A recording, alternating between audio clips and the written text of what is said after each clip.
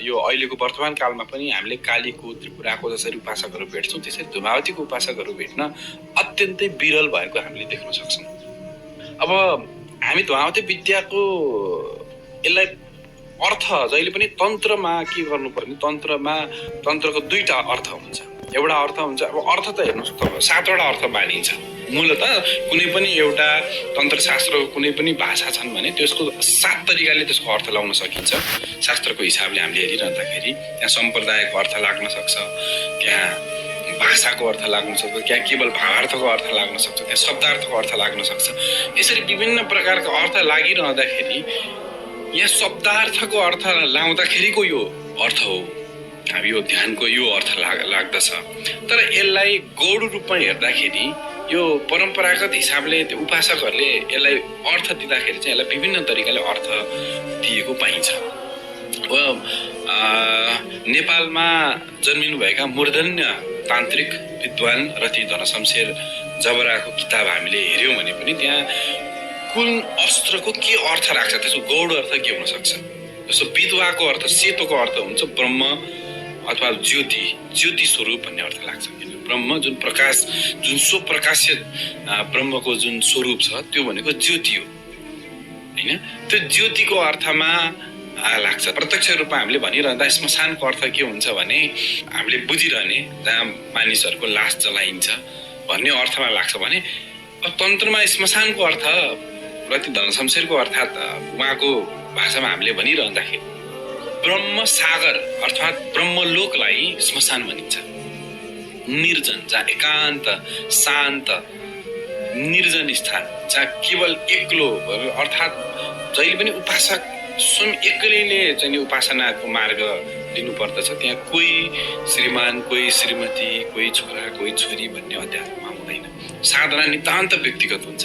त्यो व्यक्तिगत तौरबाट उसको मार्गको जुन अन्तिम लक्ष्य हो त्यो भनेको परम शान्ति अवस्था हो, परम शान्ति, परम शून्य अवस्था हो। त्यो परम शून्य अवस्था घटित कहाँ हुन्छ भन्दाखेरि ब्रह्म लोकमा घटित हुन्छ अथवा परमात्माको लोकमा घटित हुन्छ।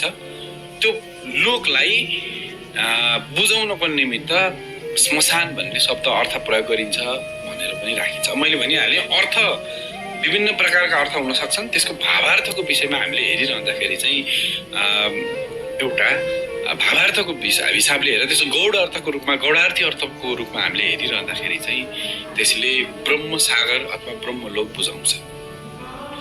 यसरी श्मशानमा बस्ने भन्नाले ब्रह्मलोकमा बस्ने। विधवाको अर्थ एक्लो अर्थ चाहिँ हामीले भन्छौँ नि, वेदमा पनि भन्छौँ, वेदको सहायताले हामीले भन्छौँ एको ब्रह्म द्वितीय नास्ति, ब्रह्म एक छ, दुईटा छैन। अर्थात् त्यो महाविद्या धुमावती उहाँ केवल एक हुनुहुन्छ। उहाँकोबाट अन्य विभिन्न चाहिँ शक्तिहरू, उहाँबाट नै अन्य विभिन्न देवी देवताहरू, 33 कोटी देवी देवताहरूको उत्पत्ति भएको छ। योगिनी, यक्षिणी, भूत प्रेत पिशाच, डाकिनी, हाकिनी, साकिनी, लाकिनी, के भन्छौँ हामीले, गण भन्छौँ, अष्टमातृका भनौँ, अष्टशक्ति भनौँ, भैरव भनौँ। अब यो पनि आमनायगत हिसाबले हुन सक्छ। अब कसैको जति आमनाय बढ्दै गयो त्यति शक्तिहरू पनि बढ्दै जाने, योगिनीहरू पनि बढ्दै जाने भन्ने हुन्छ। सामान्य त मैले भनिरहँदाखेरि उहाँबाटै सम्पूर्ण चराचर जगत सृष्टि भयो र उहाँमै गएर अन्तिममा गएर लय हुन्छ। उहाँमै गएर यो समष्टि, यो संसार गएर लय बन्दछ। त्यस्तो शक्ति, त्यो एक शक्ति जुन एका हुनुहुन्छ, उहाँभन्दा बाहेक अरू कोही पनि हुनुहुन्न, त्यस्तो शक्तिको अर्थमा विधवा लगाइएको। सामान्यतया तन्त्रमा शिव र शक्तिको सामूहिक उपासना हुन्छ। तर धुमावती विद्याको हिसाबले तोडल तन्त्रलाई नै हामीले प्रमाण मानेर हेऱ्यौँ भने धुमावती विद्याको शिव हुनुहुन्न।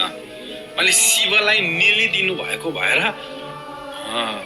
उहाँको स्वरूप विधवा भएको भनिन्छ। अब त्यसको प्राकट्यको विषयमा उहाँको चाहिँ स्वरूप किन त्यसो भयो भन्ने विषयमा पनि हामी विभिन्न तरिकाले चर्चा गरौँला।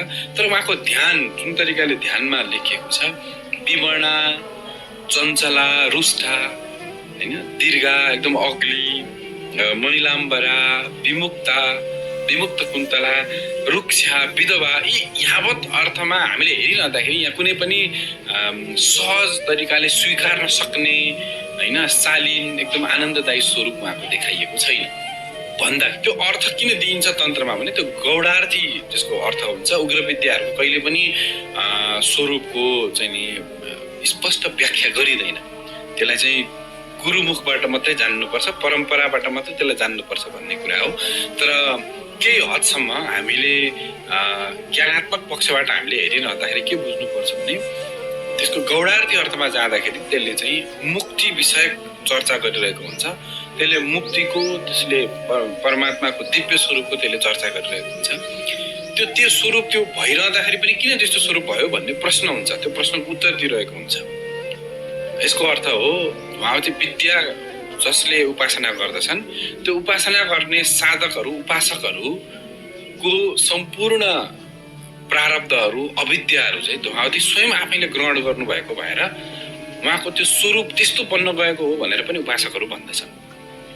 धुमावती विद्या अधिकतर जब कुनै पनि विद्या कलिकालमा त भनिन्छ कालीभन्दा बाहेक अरू विद्याको उपासना सबैभन्दा छिट्टो उपासनाबाट सिद्ध हुने विद्या भनेको काली विद्या कलियुगमा।